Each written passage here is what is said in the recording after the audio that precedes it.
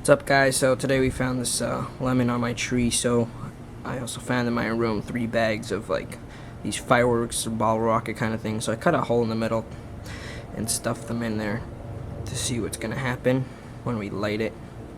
Light one of those fuses, and they're clipped together so they'll all catch once it's down there. Anyway, let's see what happens. Alright, so we took off the clip from the top and we're ready to see what happens. I'm guessing that it's not going to explode, but we'll see what happens.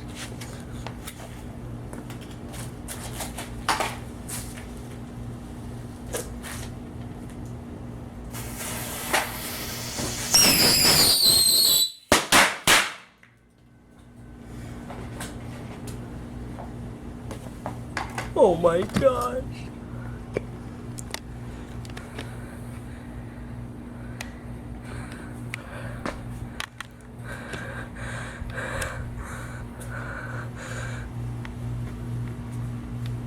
RIP.